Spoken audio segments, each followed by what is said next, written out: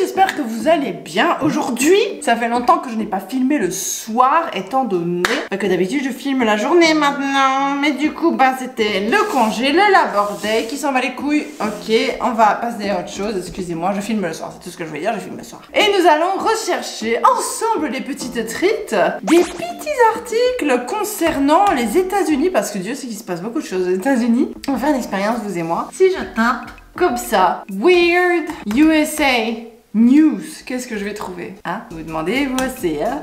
Je fais la même chose avec les articles japonais, mais comme mon japonais, je sais pas très bien lire le japonais, parce que tous les kanji, vous connaissez, ils se compliquent. Alors, c'est mon mari qui parle japonais qui me trouve les petits articles fort sympathiques. Sauf que là, nous savons lire l'anglais, ma treat. Nous sommes capables, nous sommes des treats capables. Nous sommes des treats qui speak English. On n'est plus des treats, on est des treats. Ok.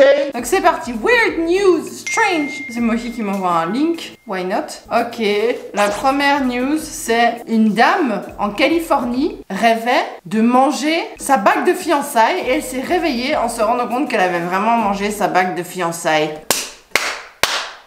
Bravo madame! Elle a même bu avec un petit verre d'eau. Elle a avalé sa bague comme un médicament avec un petit verre d'eau. Et elle a vraiment été mettre ça sur Facebook en mode c'est tout à fait normal. Donc super. Donc ça s'est passé mardi ma treat. Ça s'est passé il y a pas longtemps, le 15 septembre. À 2019 quand même. Ah oui non, on est en 2020 à ma treat. Ah ouais, ok, donc elle rêvait qu'elle était dans un train et qu'elle était avec son fiancé et que des gars, des méchants, des racailles ou quoi sont venus la voir et pour elle le seul moyen de protéger sa bague de fiançailles c'était de l'avaler parce qu'elle faisait 2,4 carats en diamant machin et tout et du coup elle y tenait tellement. T'imagines tenir à un objet tellement que tu rêves que tu le manges. Putain, heureusement que j'ai pas fait ça avec ma fille, hein. Heureusement j'ai jamais rêvé que je la mangeais. Imaginez je me réveille un matin j'ai bouffé ma fille.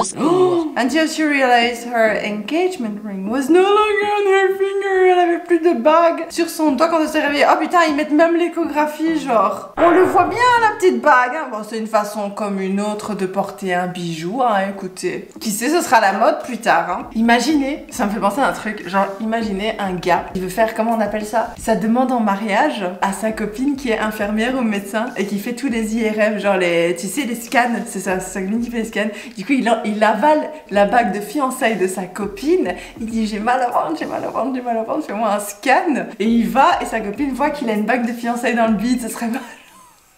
Ce serait pas genre magnifique comme demande? Non. Oui, je sais pas. Non. Je suis mitigée, mais c'est une idée. Il y a du potentiel avec ce que je viens de vous dire. Inspirez-vous. Inspirez-vous de Zoé le gros cerveau. Elle a carrément dû aller chez un gastro-entérologiste pour aller faire retirer la bague parce qu'elle pouvait pas apparemment la laisser digérer et tout. Ça aurait pas été super cool pour son petit ventre. Ah écoute, elle croyait qu'elle allait mourir pendant l'opération. Ouais, quand même faut pas exagérer. Tout est bien qui finit bien. Son mari Bobby a finalement pu récupérer la bague après une opération des intestins. Et voilà, il a repassé la... C'est un peu dégueulasse dit comme ça. J'espère qu'ils l'ont bien désinfecté, mais vous avez compris le résultat des courses. Ils se sont quand même mariés les petits chenapans. Et quand même, n'empêche, c'est hyper dangereux que tu fasses des choses comme ça pendant que tu dors. Enfin, ça ne va pas du tout ma traite. Ça ne va pas du tout. Faites attention à vous. Franchement, moi je pense que si j'étais somnambule comme ça, je fermerais déjà ma porte à clé, genre. Non? Vous fermerez pas votre porte à clé? Ou alors vous mettez des... Tu sais, tu dors avec une espèce de fil que quand tu le passes, tu te fais électrocuter. Non, je rigole. je rigole. Tu dors avec une espèce de fil à côté de ton lit, comme ça que quand tu le passes, ça fait des petits sons de clochette et ça te réveille. Je sais que c'est pas bon de réveiller un somnambule, mais je sais pas, c'est trop dangereux. Suivant. Bon, on va regarder le lien que Mochi m'a envoyé. Écoutez, on va être sympa. Amazon Delivery Woman follows Delaware teen scenarios additional instruction. Ok. Donc, le titre c'est une dame qui travaille chez Amazon, qui fait les livraisons. Elle suit les instructions d'un jeune qui a mis des instructions comme étant une blague en fait, mais elle les suit automatiquement. Ok. Scream abracadabra as loud as you can and run super fast away. She fulfilled that. Ok, donc en fait c'était, je crois si j'ai bien compris, c'est le gamin de la maison qui avait mis des instructions un peu spéciales sur la livraison Amazon. Et du coup la dame d'Amazon a pris ça super fort au sérieux, elle a suivi à fond de balle quoi. Et du coup, le gamin qui habitait dans la maison, qui se fait délivrer l'objet, on sait pas c'était quoi, on sait toujours pas ce qu'ils se sont fait délivrer, a écrit qu'elle devait frapper 3 fois à la porte et partir en courant en criant abracadabra. Et elle l'a fait. Et vous savez quoi, je suis désolée les trites, hein.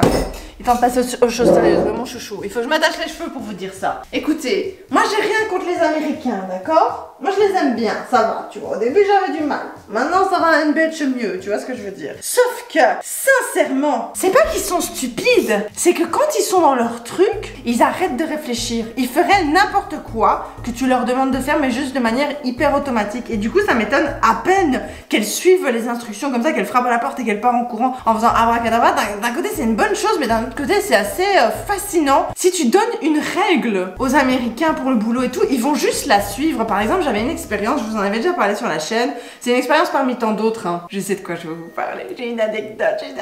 Alors l'anecdote, c'était encore quand je venais d'arriver aux États-Unis. Moi, j'étais comme ça. Tu vois, avec les Américains, j'avais du mal. Donc j'arrive et je suis dans le magasin au Target. Le Target, c'est une espèce de carrefour américain. D'accord? C'est très très grand, on y vend plein de choses. Et dans le Target, les gens sont très gentils, les gens qui y travaillent. Et tu les vois qui se baladent avec des espèces de talkie-walkie. Parce que, en fait, les supermarchés aux États-Unis, je sais pas comment c'est en France, mais genre c'est immense. Et du coup, ils se prennent avec des talkie-walkie entre eux et tout. Ils ont même des espèces de iPad pour voir où sont les objets qu'on cherche, machin. Il y avait une meuf à côté de moi. Moi, j'achetais mes petites bouteilles d'eau, machin. Et j'avais une meuf qui venait au rayon boisson qui travaillait à Target. Elle avait son petit truc Target. Et alors, elle disait...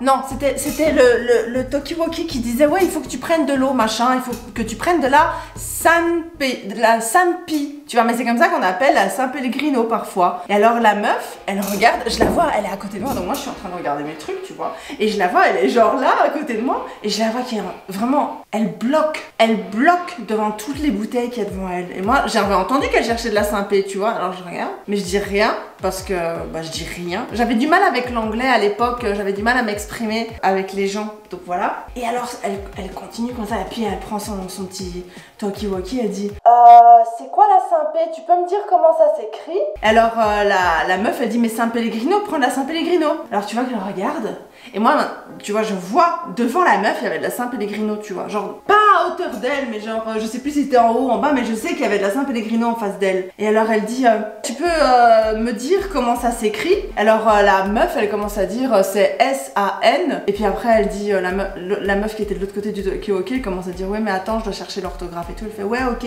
Alors, elle attend, elle est restée, elle a attendu que l'autre aille chercher l'orthographe parce que bon, c'est une sonorité, c'est romane comme ça, tu vois, c'est italien la San Pellegrino. Donc, c'est pas une orthographe très facile pour quelqu'un qui parle anglais de base, surtout pas un américain, tu vois, parce que ils sont jamais confrontés à des langues étrangères, tu vois ce que je veux dire. Donc, ok, admettons, tu vois, que ça met longtemps à l'autre meuf de chercher l'orthographe correcte, mais l'autre elle attend, tu vois, et elle voit la San Pellegrino en fait, elle dit fais rien. Et après, ça revient au talkie-walkie. Oui, donc l'orthographe, c'est S-A-N-P-E-L-L, machin, tu vois, Alex. Et alors, t'attends. Moi, je sais pas comment vous expliquer, mais la meuf a attendu que tout soit épelé alors que la bouteille était en face d'elle. Genre, c'est bon, t'as compris. S-A-N-P-E-L. Ok, je l'ai. Y a pas 50 000 O qui commencent par S-A-N-P-E-L. Si? Bref, j'ai trouvé ça complètement... Je sais pas comment vous expliquer, mais j'ai l'impression qu'ils doivent attendre. C'est pas méchant contre eux, vraiment. Je dis pas qu'ils sont bêtes ou quoi que ce soit, mais ils ont une manière de fonctionner qui est qu'ils attendent. Ils attendent. Il faut que les instructions soient comme ça, comme ça. Comme ça. L'autre anecdote que j'avais, je vous l'ai déjà raconté sur ma chaîne, mais c'était un truc quand on était au resto et qu'on avait commandé un hamburger et du coup il y avait des numéros sur nos commandes et admettons j'invente, mais t'avais la commande 1 qui était une fille en face de nous, puis nous on était la commande 2, puis t'avais une fille derrière qui était la commande 3, mais par accident ils ont fait notre commande avant de faire la commande 1. Mais dans leur tête, comme la commande 1 venait avant la commande 2, nous on était assis avec Mochi dans la salle. C'était un fast-food, hein. Et on voit qu'il y a des hamburgers avec un gros 2 écrit sur le plateau. Tu vois, et on attend que quelqu'un nous l'apporte parce que c'était le système dans ce restaurant-là. Et on voit qu'il y a un numéro 2, on se dit, bah c'est nous en fait, c'était nous le numéro 2. Ils nous ont dit qu'on était numéro 2. Mais ils attendaient d'avoir fini la commande numéro 1 avant de nous donner la commande numéro 2. Du coup, en fait, quand on a reçu notre commande numéro 2, elle était refroidie, mais genre réfléchie en fait. Avant qu'ils nous donnent la commande, bien sûr, Mochi est allé voir plusieurs fois, c'était la période où j'étais enceinte d'ailleurs. Mochi est allé voir plusieurs fois et il disait, mais je comprends pas pourquoi vous nous donnez pas notre commande vu qu'elle est prête. Ah non, mais d'abord, c'est le règlement, on doit d'abord sortir la 1 en premier, comme on s'est trompé qu'on a fait la 2 avant la 1, il faut que vous attendiez que la 1 soit servie avant de recevoir la 2. Mais qu'est-ce que ça change? Je te le demande! Merde à la fin! Bref, c'est comme ça qu'il fonctionne. Du coup, ça m'étonne qu'à moitié de me dire que la meuf, elle ait vraiment fait ça parce que ils sont très très forts. Comme ça, tu leur dis une règle, ils vont faire... Ils vont pas réfléchir en fait. C'est fou, t'as l'impression qu'ils sont en mode conducteur automatique. Tu vois ce que je veux dire? Ils sont en mode automatique. Ils font juste ce que la direction, les instructions leur dit de faire et ils vont pas faire plus. C'est pas méchant contre eux, hein. J'ai rien contre eux. Vraiment, je les aime bien maintenant, ça va. Mais quand t'arrives aux États-Unis, c'est vrai que c'est quelque chose qui peut être très compliqué à comprendre. Et les Japonais aussi font pareil, tu vois, dans une certaine mesure. Les Japonais, ils sont plus alertes. Mais c'est vrai que si tu peux pas faire quelque chose, tu ne peux pas, tu vois. Dans leur tête, c'est déjà arrivé un truc avec une facture de téléphone quand j'étais au Japon. En fait, il fallait que je fasse mon truc de téléphone, mais comme j'avais pas de sceau, tu sais, au Japon, tu dois signer avec une espèce de sceau, et que la règle là où j'avais été faire mon truc de téléphone, bah il fallait un sceau. Bah ils voulaient pas une signature normale, ils voulaient le sceau. Et j'étais là, mais comment font les étrangers qui vivent au Japon et qui n'ont pas de nom japonais? Parce que le sceau, en fait, si vous voulez, puis vous mettrez une petite photo, c'est avec les kanji en japonais dessus où tu dois le faire et enfin, c'est tout un système quoi. Mais non, ils voulaient pas une signature normale. Il fallait que ce soit un putain de sceau de merde. Et le gars, il disait non, c'est pas possible. Mais genre, me dis pas que si t'avais pas réfléchi avec le manager ou quoi, ça aurait été possible. Tu vois ce que je veux dire? Enfin bref, c'est le même système plus ou moins, sauf que c'est plus chiant aux États-Unis parce que les règles déjà de base, elles sont pas très bien foutues. Tu vois ce que je veux dire? Enfin, c'est très spécial. Je saurais pas vous expliquer. Je saurais pas vous expliquer ce sentiment que j'ai, mais ça arrive tellement souvent, putain. Il faut s'accrocher, il faut s'armer de patience parfois avec eux. Mais ils sont gentils, ils sont très gentils. C'est pas de la malveillance, c'est pas qu'ils sont cons, je le répète, je pense pas qu'ils soient cons, mais c'est vrai qu'ils fonctionnent comme ça, genre. Mochi aussi, il a ça. Hein. Souvent au travail, où par exemple il va dire ok, tu dois faire jusqu'au C. Il avait dit à une meuf à son travail, ok, tu fais le point C. Sauf que pour faire le point C, tu as besoin de A et de B. Donc pour Mochi, ça coulait de source que la meuf allait faire A, B et C si A et B n'avaient pas été déjà faits. Mais non, vous savez ce qu'elle a fait? Elle n'a rien fait. Elle n'a rien fait et elle n'a rien dit. Quand Mochi lui a demandé « Est-ce que tu as fait ce que je t'ai demandé de faire ?» Elle a dit oui. Et le jour où il a fallu remettre tous les dossiers, Mochi travaille dans la comptabilité pour les compagnies, donc c'est hyper important que tout soit à l'heure, machin. Le jour où il a fallu rendre tous les dossiers, il regarde le dossier de la meuf et il dit « Mais t'as rien fait ?» Elle dit « Mais si, mais j'ai fait le point C, mais comme du coup il n'y avait pas le point A et le point B, bah je savais pas faire plus que ce que j'ai fait. » Alors il a dit « Bah t'as rien fait alors. Pourquoi tu m'as pas demandé si tu devais faire le point A ou le point B ?»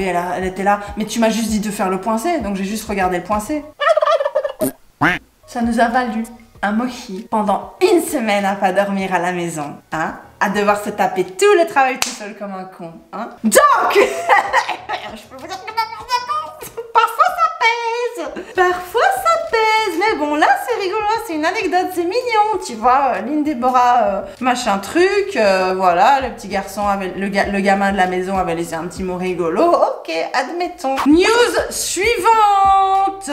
Ok, donc ça date d'il y a un jour, il y a un mec dans le Kentucky qui a dessiné sur comment t'appelles ça, le truc license plate. Ok, donc un mec dans le Kentucky, mercredi passé, s'est fait arrêter par des officiers de police parce qu'il y avait quelque chose qui était un peu bizarre avec sa license plate. En fait, le conducteur avait dessiné sa propre plaque d'immatriculation, c'est ça qu'on dit. C'est ouf ça. Et après, ils se sont rendus compte que le conducteur n'avait pas d'assurance et était en train de conduire sous un permis de conduire qui était suspendu. Waouh, super. Et ben franchement, ça m'étonne pas, tu peux vraiment trouver de tout aux États-Unis aussi. Enfin, parfois tu te dis mais comment c'est possible que ça passe, mais comment c'est possible qu'il se soit dit que ça passerait? Moi je ne comprends pas. Mais bon, écoutez, c'est rigolo. Allez, une news en plus parce qu'elle était très courte celle-là. What?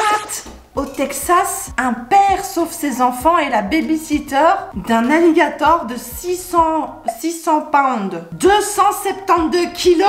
C'est possible qu'un alligator fasse 272 kilos? Oh là là là là, attends, on va voir ça. Ça date du 7 août. 12 foot. C'est 2 fois un humain normal. Ça fait combien? Attends, il faut que je vérifie cette information. 12 foot. Ça fait 4 mètres. C'est un alligator de 4 mètres au Texas. Regardez. C'est cette saloperie là. Mais quoi? Et alors ils ont fait quoi l'alligator? Il avait bien le droit d'être là ce pauvre enfant là, il se promenait tout simplement, dit le pauvre. Si ça tombe, il voulait attraper rien du tout. Mais c'est vrai que l'alligator, il s'en bat la race hein, de savoir si c'est la maison de quelqu'un. Lui, il se promène. Hein. Ah ouais, et le père, du coup, il avait super peur qu'il s'attaque à sa fille, évidemment. Évidemment. Bah moi, je peux comprendre le sentiment. Hein, je comprends le sentiment. Hein. Quand l'alligator s'est approché de 3 pieds de ses enfants et de la babysitter. Ah, plusieurs enfants en plus. Et ils étaient en train de jouer dans le jardin. Ah ouais, il est vraiment venu. 3 pieds, c'est tout près quoi. Ah oui, non, mais je comprends alors qu'ils sont un petit peu stressés, le monsieur. Il a appelé à l'aide avant que le chasseur d'alligators se montre. Then the battle began. Waouh, voilà, il tourne ça un peu comme si c'était un film de super-héros. La bataille a commencé, c'était vraiment très compliqué et haut en couleur. Ça a pris une demi-heure environ de capturer l'alligator, ok. Et 7 personnes. Ah ouais, donc il est dans un parc à alligator maintenant, à Beaumont. Ok, j'espère qu'il est bien soigné cet enfant. En tout cas, il ne devra pas manger des petits enfants pour survivre, c'est déjà ça. Ah, donc apparemment c'est un animal qui est habitué, qui s'approche des humains comme ça parce qu'il serait habitué à ce qu'on le nourrisse. Ok, je vois. Ouais, on entend souvent comme ça des histoires comme ça d'animaux qui arrivent plus à survivre dans la nature parce qu'ils ont trop l'habitude que les humains les nourrissent et tout. Et après ils s'approchent d'un humain et ils se font mettre dans des parcs d'alligators. Hein. Écoutez, moi j'espère que cet enfant va bien. Enfin l'alligator. L'autre enfant on sait qu'il va bien. J'espère que l'alligator va bien, vraiment. Fuck. Il y a un mec en Californie qui attendait son train à la gare sur la plateforme du train et il s'est fait renverser par une voiture. Imagine le gars il était comme ça. Oh là là, j'attends mon train. À quelle heure est-ce qu'il va arriver mon train? Ah, une voiture, c'est bizarre. C'est bizarre. Ah bah ça on s'y attendait pas, Matrite. Ça on ne s'y attendait pas. Ah, il a dû carrément aller à l'hôpital et tout. What? C'est tellement improbable comme situation. Ah ouais, donc la voiture, qu'est-ce qu'elle a la voiture là? On sait pas du tout d'où il sort le mec qui conduisait la voiture. Et voilà la photo de la voiture qui est sur les rails du train. Et franchement, je suis désolée hein. Mais vous savez aussi, au début quand je devais arriver aux États-Unis, on discutait avec Mohi d'aller aux États-Unis et tout parce qu'il voulait pour le boulot et tout. On habitait au Japon avant. Et Mohi, sans pression, il commence à me dire ouais, tu vas devoir passer le permis de conduire et tout. Je dis ok, pas de problème. Il faudra voir, j'aime pas les voitures, j'ai peur des voitures et tout. Et après je dis surtout qu'aux États-Unis, il n'y a pas vraiment de... Allez, c'est pas très sécurisé la façon dont les gens utilisent la voiture, déjà parce qu'il y a énormément de voitures, parce que le pays est extrêmement grand et extrêmement peu desservi, avec extrêmement beaucoup de gens qui habitent dans des zones très éloignées de tout. Donc forcément, t'as des gens, même t'as des permis de conduire pour les enfants de 12 à 14 ans. C'est pour te dire, enfin vraiment ça va loin. Et ça fait peur, tu vois ce que je veux dire? Ça fait peur, Matrite. Et Mohi me raconte sans pression qu'un jour il a failli mourir sur la route parce que il y avait un pneu de camion qui fonçait. Ça s'appelle Flying Tire. Attends, j'ai demandé à Mohi comment il dit que ça s'appelle. Mohi? Donc c'est ça, j'ai raison. Un pneu volant. Tu vois, ils ont même un nom pour t'expliquer que les pneus aux États-Unis ils volent sur la route, genre n'importe quoi. Je vais vous montrer une vidéo de ce que c'est. C'est très impressionnant si vous n'avez jamais vu ça. Mais c'est fou parce que Mohi trouve ça genre hyper normal. Et ça tue des gens ces saloperies. Parce que genre les voitures, ils font pas bien leur chèque de voiture. Hein, ils ont pas de contrôle des voitures régulier obligatoire. Et les règles sont tellement mal suivies aux États-Unis. Ils en ont tellement rien à foutre des règles. Genre littéralement aux États-Unis, il va être écrit ne pas fumer. Le mec il va fumer en dessous du signe. C'est pour te dire Flying Tire compilation. Il y a une compilation de Flying Tire. T'as vu comme c'est puissant? Oh, ça sort de nulle part, tu comprends rien alors. Ça fait tellement peur. Et du coup t'as plein de trucs comme ça. Moi j'en ai jamais vu, mais Mohi m'a dit qu'il a déjà vu ça plusieurs fois aux États-Unis quoi. Quand il m'a raconté ça, j'étais pas sereine et je lui ai demandé pourquoi. Et c'est là qu'il m'a expliqué le truc avec les voitures qui sont pas très bien. Il y a pas de réglementation très stricte avec les voitures. T'es juste obligé d'avoir une assurance. Mais en gros, une assurance ça veut pas dire que tu veux pas avoir d'accident. Tu vois ce que je veux dire? Que tu vas faire plus attention, que tu vas faire attention à ta voiture. Je vous jure, un jour, je devais prendre le lift avant que j'ai mon permis de conduire. Et je suis montée dans un lift, Matrite. Le lift c'est un Uber, voilà. Je sais pas si vous avez Uber en France. Si vous avez Lyft en France, je sais que vous avez Uber. C'était un lift, genre la voiture elle était délabrée quoi. Je comprends même pas comment l'application autorisait qu'on conduise dans ça. Enfin qu'on conduise les gens et tout. C'est un accident, tu te dis what? Mais bref, quoi qu'il en soit, c'est tout ça pour la petite histoire. Bah ce sera tout pour cette vidéo. J'espère que la vidéo vous aura plu. Je pense pas que vous aurez appris grand chose, mais c'était pour le fun. C'était un but de divertissement pendant que moi je travaille sur mes petits projets à côté, en espérant que mes projets vous plaisent une fois qu'ils sortiront. On peut se retrouver sur Twitch en live quasiment tous les jours de la semaine, sauf les jours fériés aux États-Unis, parce que ces jours-là, bah, j'ai ma fille. On se retrouve tous les jours de la semaine, du lundi au vendredi, si vous voulez m'y retrouver. Et en attendant, moi, je travaille sur mes petites vidéos, plus travailler en espérant qu'elles vous plaisent. Because I am a person very creative, hein, parlant anglais, écoute. on a lu des articles en anglais, nous sommes anglophones. Sur ce, les trites, en tout cas, les savants, je vous kiffe la trite et je vous fais des grands